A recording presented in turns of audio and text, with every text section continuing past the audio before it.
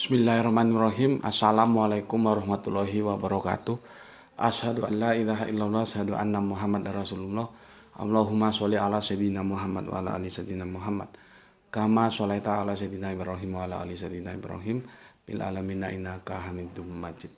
Sebelum kita lanjutkan kajian kita panjatkan dahulu doa kepada Gusti Allah yang Maha Agung untuk saudara kita yang telah bermurah hati bersolawat kepada channel dakwah ini, sehingga channel ini dapat tangguh dengan setia hadir dalam ruang-ruang diskusi kalian semuanya.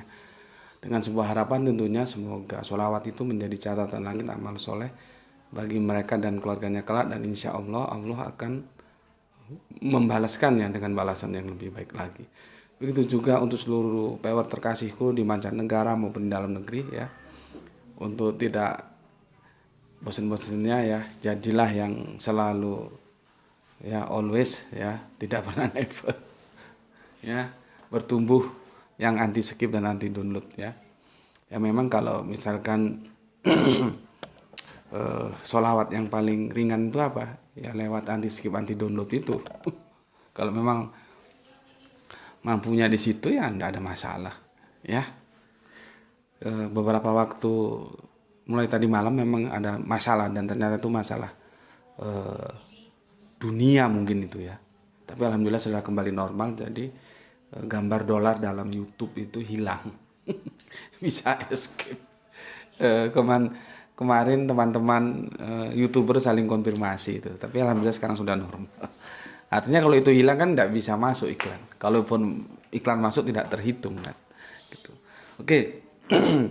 Berikutnya, bagi yang berkenan silakan di-share link-link kajian dari channel dakwah ini, dan semoga itu menjadi catatan langit amal soleh bagi engkau bahwa engkau telah mengambil bagian dalam dakwah Islam ya. Linknya ya, jangan di-download, diedit lalu di-reupload, jangan.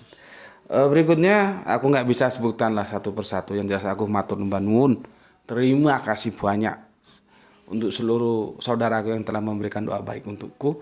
Aku juga berdoa kepada Gusti Allah yang Maha Agung, semoga kebaikan doamu itu juga tercurahkan atasmu. Amin amin ya rabbal alamin.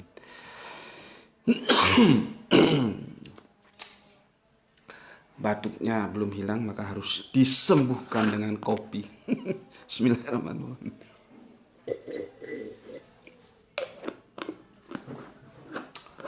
Oke. Seperti aku sampaikan kemarin ya, tentang sesuatu yang terkait dengan milad itu akan kita diskusikan dan selesai itu setelah juga peringatan milad itu selesai ya. Kalau lihat tanggalan itu kan tanggal 8 Oktober tahun 2022 ya. Nanti kalau ada yang kurang jelas bisa kita unggah, kita kaji di waktu-waktu yang mendatang 1 tahun lagi ya. Tapi juga itu dengan sebuah harapan semoga kita semua sehat selalu, karena kita tidak tahu apa yang terjadi besok hari ya. Jangankan ngomong setahun lagi, besok hari terjadi apa kita tidak tahu.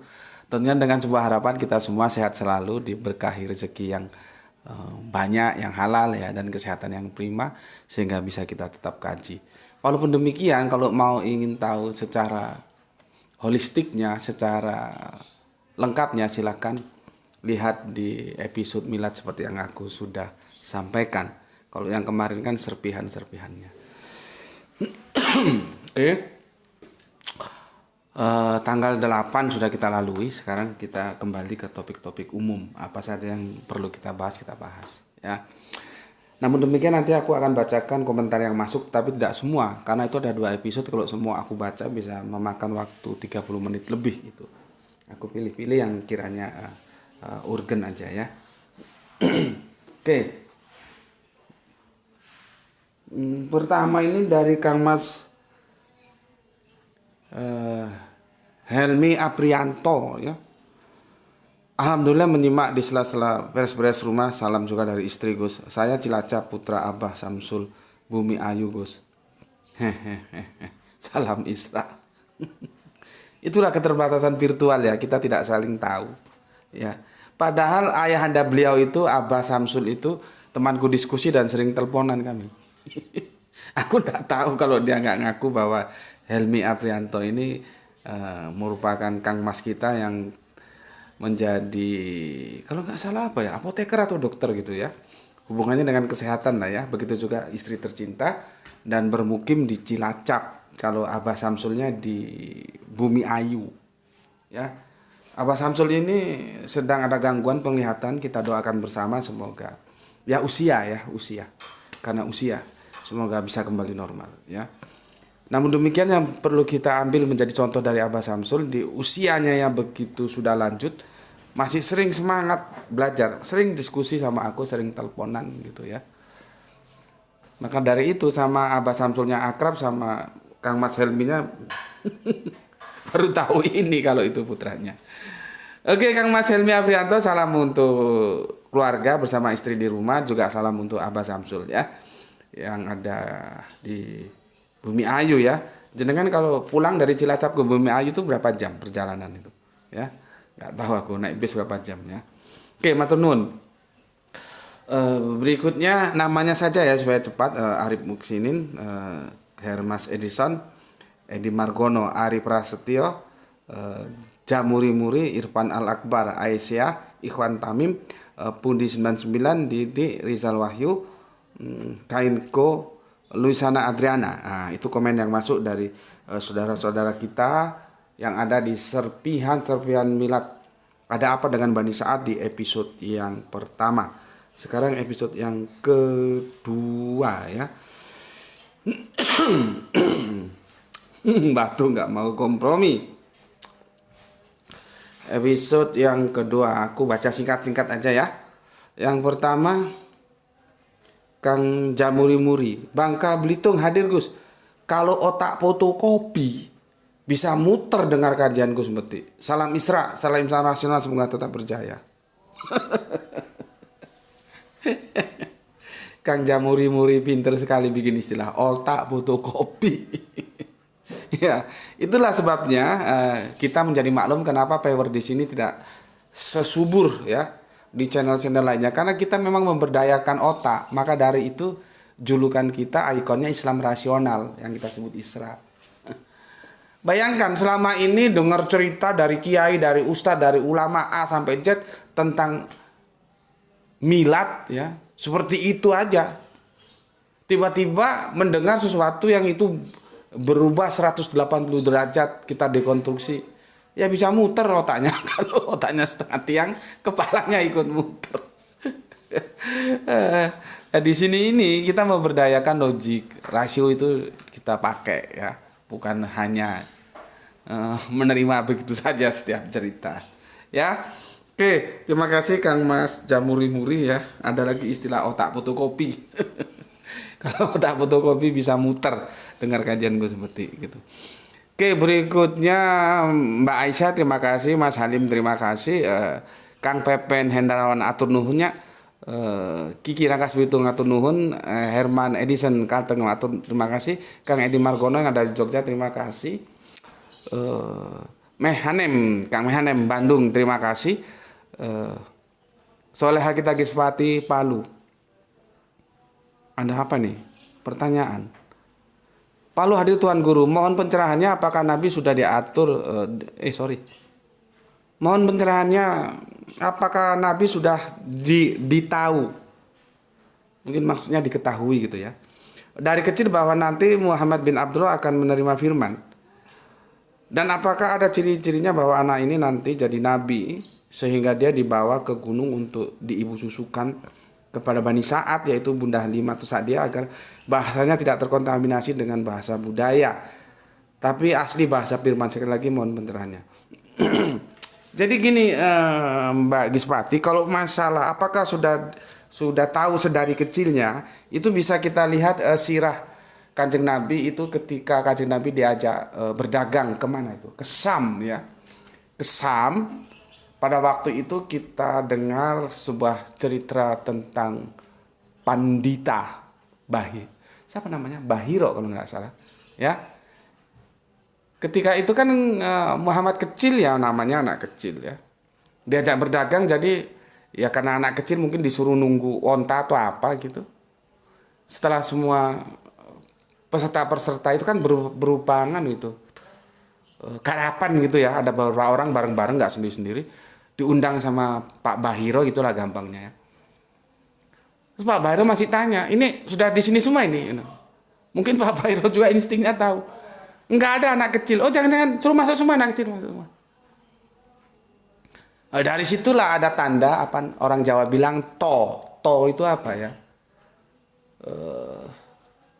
Tanda merah di kulit, gampangnya gitu. Nggak tahu bahasa Indonesia to itu apa ya. Terus Pak Bahiro ini memberikan advice supaya jangan dilanjutkan dan anak ini dibawa pulang saja, takut nanti terjadi apa-apa. Disitulah sejarah yang bisa diterima oleh kita semua bahwa kenabian Kanjeng Nabi Muhammad itu sudah mulai diketahui sejak Muhammad bin Abdullah. Ya, di situ di cerita itu. Kalau kita ikuti cerita itu. Namun ini kan pertanyaannya terkait dengan keluarga, ya. Karena kan ini nanti yang menyusukannya kan keputusan keluarga. Jadi kan begini pertanyaannya. Apakah sudah diketahui, maksudnya ini mungkin apakah keluarganya sudah ya tentunya kakeknya di sini ya.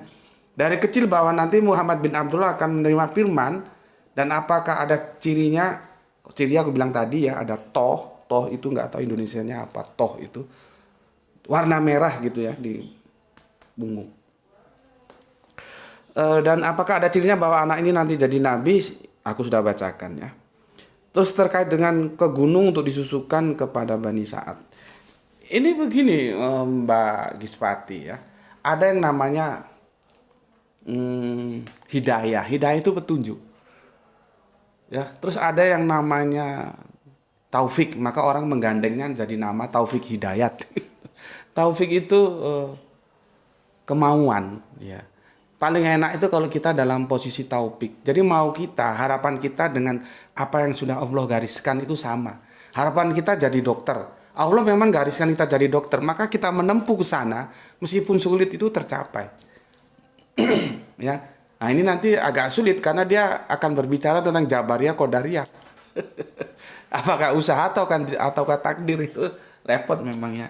Dan itu nggak boleh didiskusikan karena nanti nggak ketemu. Maka kalau aku sih dua-duanya dipakai, Jabariyah dan Qadariyah. Nah, terus begini.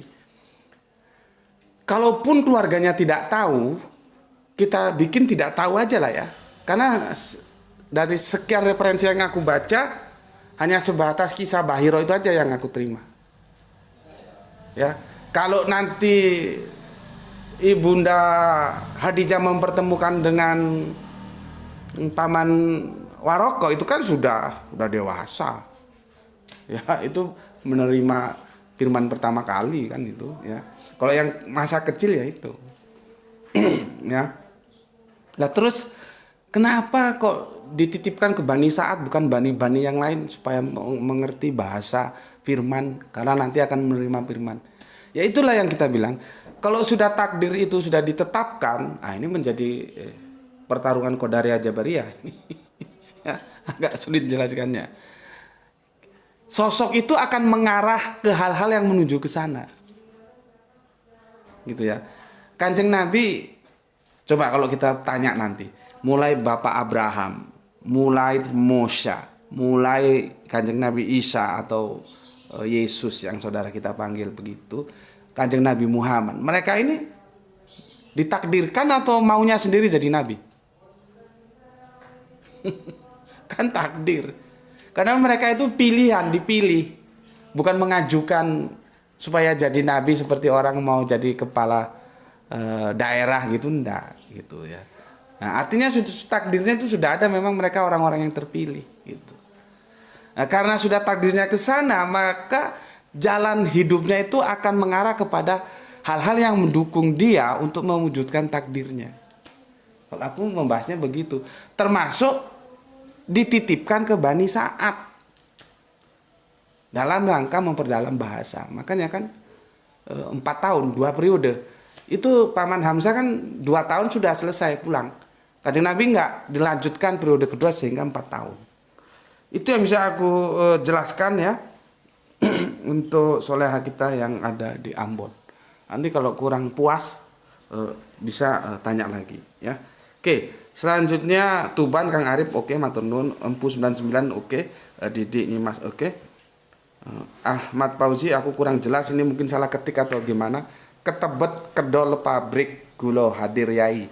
Oke, terima kasih. Nggak tahu salah ketik mungkin. Soleha kita semoga selalu eksis dalam iman Islam sampai menutup mata ya. Jadi beliaunya ini mu'alaf ya. Hadir nyimak. Oke, terima kasih. Loisia Adriana. Salam untuk keluarga semua ya. Kemudian soleha kita Asila Mumu yang punya Bogor. Cocok Gus karena menurut sejarah bahasa Arab original mula-mula ada itu ketika masa kakek buyut Rasulullah Ma'at bin Adnan keturunan ke-39 Ismail bin Ibrahim. Jadi orang-orang Israel dan orang-orang Arab itu gandrung menyusun garis keturunan itu gandrung mereka. Kalau kita 3 generasi ke atas sudah nggak tahu. Aku ini ya dan kamu juga lah biasanya kan begitu. Kita, bapak kita, kakek kita sudah selesai. Nanti bapaknya kakek kita atau kakeknya kakek kita sudah nggak copy lagi. Ya. Biasanya cuma 3 level ke atas selesai sudah. Kalau orang-orang Israel, orang-orang Arab nggak begitu. Antropologis mereka itu selalu menyusun riwayat keturunannya itu. Seperti ini Ismail bin Ibrahim ini ya. Jadi ya itulah masing-masing kita punya budaya sendiri-sendiri ya. Jadi di sini Ibunda Halimatus Sa'diyah itu masih satu garis keturunan dengan Ma'at bin Adnan ya. Jadi Halimah binti Abu Zuhaib bin Abdullah bin Al-Haris bin Sasna sampai panjang sampai nanti ketemu bin Ma'at bin Adnan. Nah itu bin ya. Kalau kita menjadi benih, kalau bahasa Ibraninya benei ya, makanya benei ab ehad Israel Ereb benei ab ehad dari satu benih yang sama. Siapa? Bapak Abraham. Gitu ya. Jadi selain ibu susu, faktor kekerabatan antara Nabi Muhammad dengan Ibunda Halimah Sa'diyah yang kemungkinan masih menggunakan bahasa Arab. Bukan kemungkinan. Sudah bisa dipastikan, tapi sejauh mana kita menguasai sejarahnya. Karena itu nanti ditarik dari mulai kanjeng Nabi ke belakang sampai ketemu kanjeng Nabi Nuh. Makanya kan itu disebut Semitik. Satu rumpun bahasa mereka. Semet, anaknya kanjeng Nabi Nuh itu ya. Seperti aku jelaskan kemarin, bahasa Arabian dan Ibraniun itu, jadi Arabiun, Ibraniun itu ya beda-beda tipis dialeknya aja. Kalau kita barokah, mereka baruk. Makanya ada baruk ministry, kekristenan perspektifnya Lebanon. Ya. 2 kekristenan yang aku tahu perspektifnya Barat Tengah itu adalah baruk ministry Lebanon, terus Ortodoks Syria ya di Syria. Sama-sama perspektifnya Arab.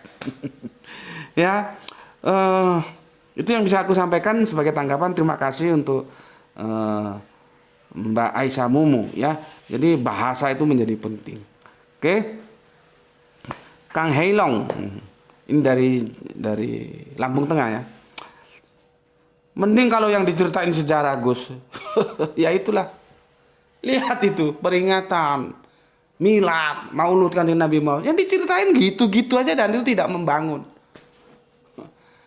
Ya, tidak membangun. Maka benar apa yang dikatakan oleh saudara kita dari mana tadi ini?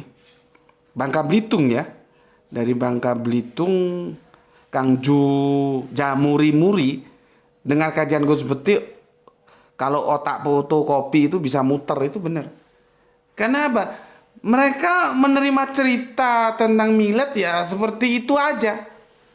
Tidak ada sebuah dekonstruksi untuk menduduk permasalahan secara benar ya. Maka yang disampaikan oleh komentar Kang Heliong tentang di daerahnya yang mengadakan peringatan ya nggak expand gitu. Sementara dia tiba-tiba ngaji di Gus Beti diametra 180 derajat. Ya muter kepalanya kalau otaknya otak fotokopi gitu.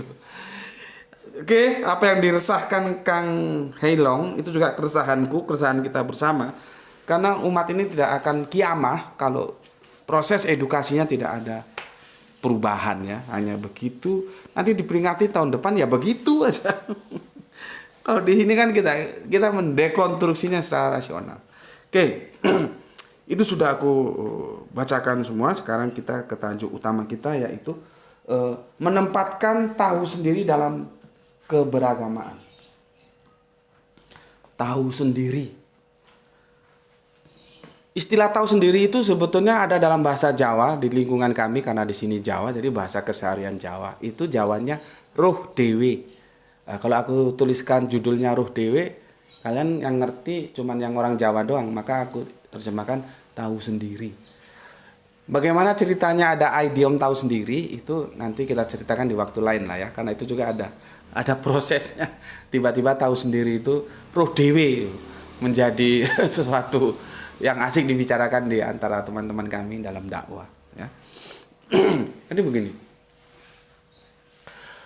aku ada teman dulu bagus anak ini, nggak tahu tiba-tiba berubah apa apa jadi agnostik, apa jadi ateis juga aku nggak tahu.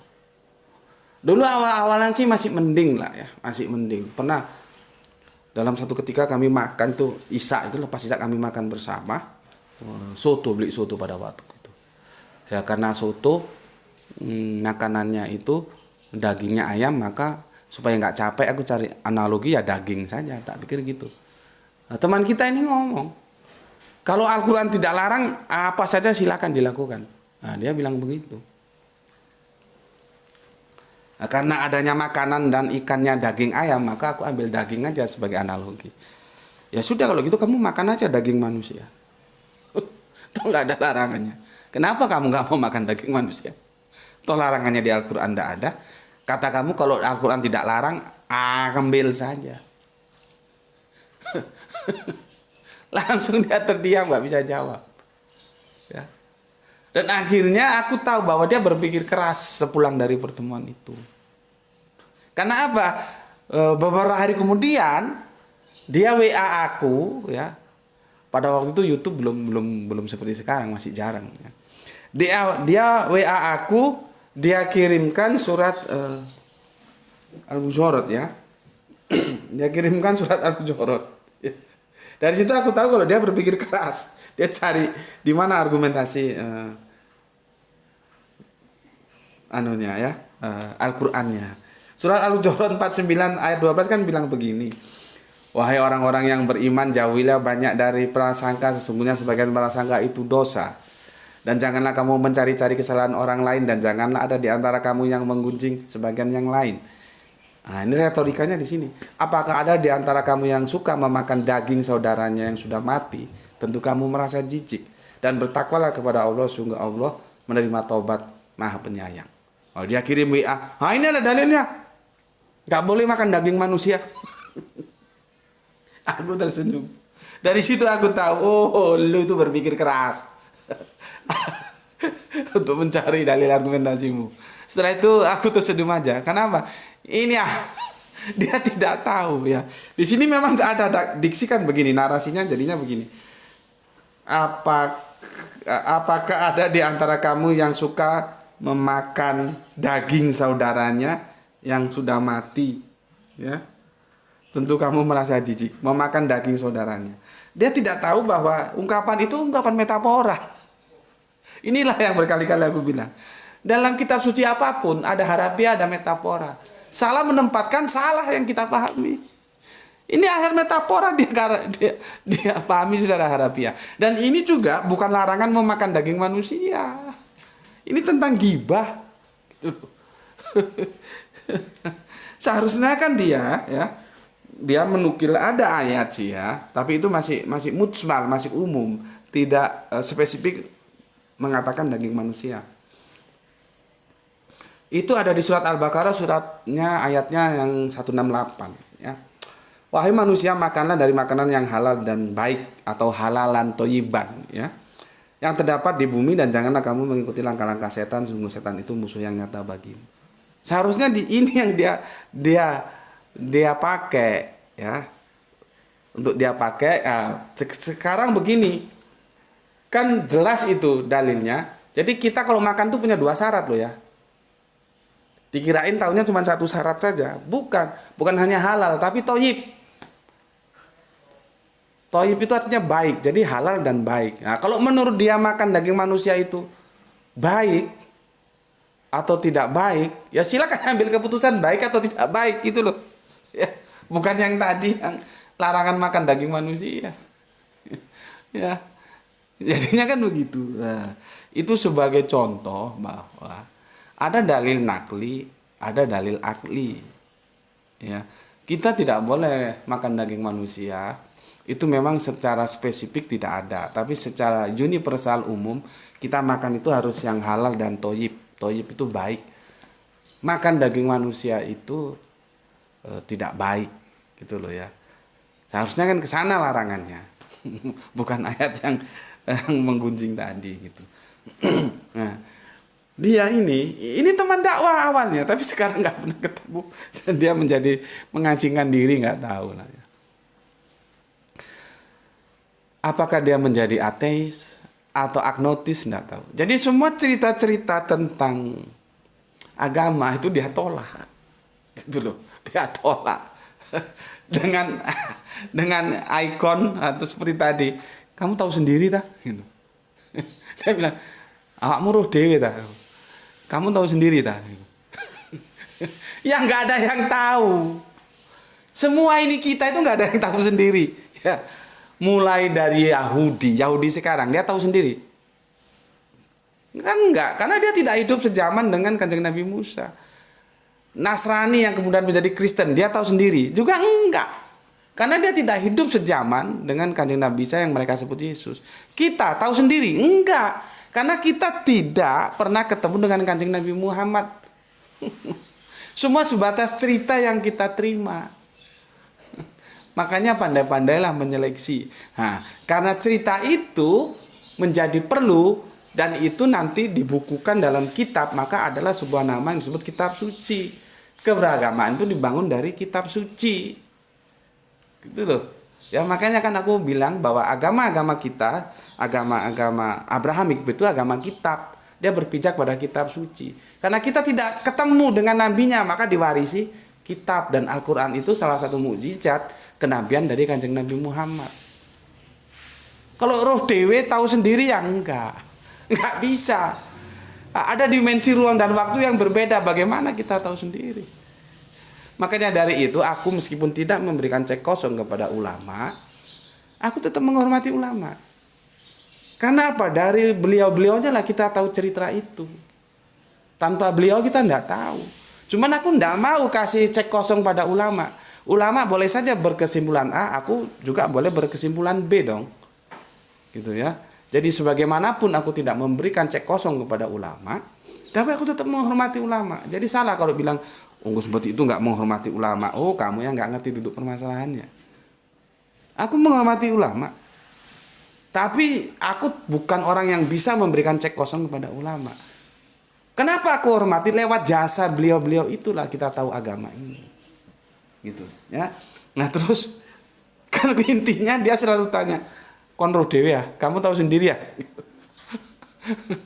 Misalkan Nabi itu menerima wahyu, kamu tahu sendiri ya gitu. Ya nggak tahu, orang kita ini hidup di abad keberapa. Jadi intinya dia selalu menolak cerita-cerita tentang Nabi, tentang agama, tentang syariah, hukum-hukum. Katanya dia orang roh dewe, nggak tahu sendiri. Gitu. Oke, lihat tadi pagi dia ngunggah. Ya. Ini anak ini backgroundnya eksak sama dengan aku eksak, tapi ini eksak yang keblinger ini. Dia ngunggah di Facebook, dia begini unggahnya. Makanya aku terus ingat perlu aku jadikan tajuk ini supaya teman-teman ada wawasan tentang bagaimana memposisikan tahu sendiri dalam keberagamaan gitu ya. Jadi kan gini tajuknya dia di Facebooknya. Manusia hidup sendirian sampai hari ini, gitu ya. Bumi terkecil keempat dari tata surya. Tata suryanya terletak di ujung dalam galaksi Milky Way. Galaksi Milky Way terkecil di antara galaksi-galaksi yang ada. Letak galaksinya pun tidak di dekat pusat massa galaksi. Jadi poinnya adalah bumi bukan planet istimewa dan tidak terletak di tempat yang istimewa. Tapi sampai sekarang diperkirakan hanya yang dia berpenghuni. Seperti yang aku pernah sampaikan ya, memang tidak ada di tempat-tempat lain yang bisa dihuni kecuali bumi. Dan Al-Quran kan menjelaskan itu, seperti yang sudah pernah kita bahas ya. Oke, terus alam semesta diasumsikan diduga dari hasil ketidaksengajaan, kekacauan, kecelakaan dari awal sebelumnya. Yaitu kumpulan energi-energi. Tetaplah meneliti dan observasi karena disitulah fungsi otak manusia. Jadi dia bilang alam ini prosesnya karena bukan Allah yang menciptakan semesta, tapi karena ketidaksengajaan, garis miring kekacauan, kecelakaan dari awal sebelumnya. Itu kumpulan energi. Aku senyum aja, terus aku komentari gini.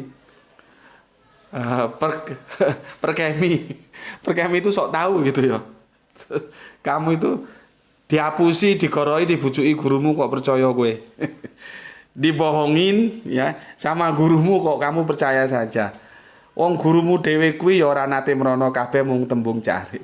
Gurumu sendiri itu ya nggak pernah ke sana. Semua itu hanya katanya. Lah kok kamu itu percaya? Jadi seolah-olah dia itu tahu sendiri gitu loh. Ya. Jadi aku membalik. Ya, membalik. Dia kan tadi agama kan dia nggak percaya karena dia tidak tahu sendiri. Ya sama sekarang aku tuntut. Kenapa dia bercerita tentang alam semesta seperti ini? Dari mana dia tahu orang dia nggak pernah kemana-mana?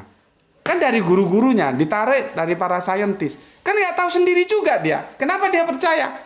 Omongannya saintis. Orang saintisnya itu juga pernah ke sana atau enggak kita juga tidak tahu.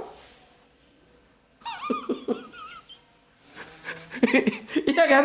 Dia juga nggak tahu. Kan sama aja.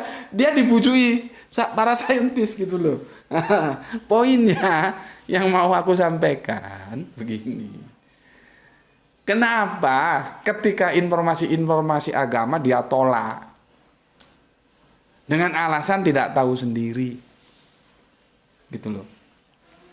Sementara informasi-informasi sains tentang galaksi ini contohnya, dia terima dengan lapang dada dan seolah-olah dia tahu sendiri. Padahal dia tidak tahu sendiri. Dia dari siapa? Dari gurunya. Gurunya dari apa? Ya dari guru-gurunya, dari para saintis. Sama-sama tidak tahu. Apakah saintis pernah ke sana juga kita tidak tahu. Lah kok dia percaya? Tapi kalau agama dia tidak percaya. Akhirnya dia berpikir, ya. Maka dari itu ya tajuk kita kali ini ya, pandai-pandailah menempatkan tahu sendiri. Nggak bisa kalau kita roh dewe tahu sendiri artinya kita melihat sendiri, menyaksikan sendiri, nggak bisa. Kita harus mengkonfirmasinya antara dua hal, berita dan kitab suci. Di sana. Berita dan kitab suci. Terus kitab sucinya jangan-jangan itu tidak suci, Pak. Ya bisa jadi. Karena sudah sebetulnya awalnya semua kitab suci itu suci loh. Ya. Firman Allah baik itu apa yang dari Kanjeng Nabi Ibrahim itu Mushaf, terus Torah, Kanjeng Nabi Moses atau Musa, terus Kanjeng Nabi Isa atau Yesus itu Injil, terus Kanjeng Nabi Daud itu ada yang disebut teman-teman kita Mazmur, ya,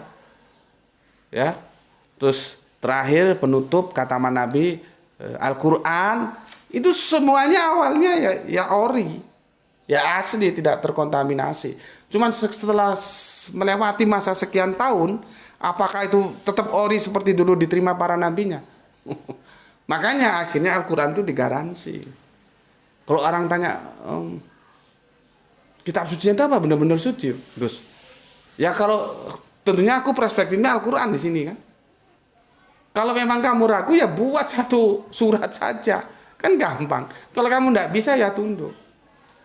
Nah, maksudku Al-Quran itu menjadi parameter berpikir logik kita. Ya benar, kita tidak tahu Nabi lahir kapan, terima wahyu kapan, dia mengajar para sahabat. Ya kita tidak tahu. Cuman semua informasi-informasi yang kita tahu dari guru-guru kita confirm ya lewat kitab suci. Baru nanti ditambah lagi hadis. Hadis itu juga nanti begitu. Nggak bisa 100% diterima semua. Harus ada uji seleksi sehingga dia bisa menjadi landasan kita beragama, yaitu Al-Quran dan hadis seperti itu. Ya, jadi meskipun kita orang roh dewe tidak tahu sendiri, kita kan dapat berita dan berita itu kita konfirm sah tidaknya lewat Al-Quran dan hadis gitu.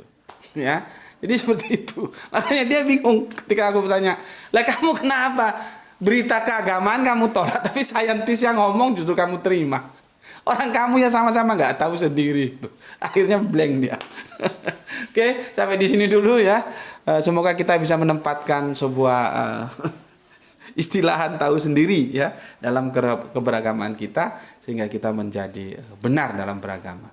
Tidak bisa tidak beragama harus berlandaskan kitab suci ya. Karena di sanalah dibangun sebuah keberagaman kita lewat studi sehingga kita membangun iman di atas pengetahuan. Ya. Oke, sampai di sini dulu. Bismillahirrahmanirrahim. Saudara-saudaraku semuanya, semoga mendapatkan rezeki yang barokah dan kesehatan yang prima sehingga kita bisa melanjutkan kajian-kajian kita sebagaimana waktu-waktu yang lalu. Ya. Alhamdulillahirabbil alamin.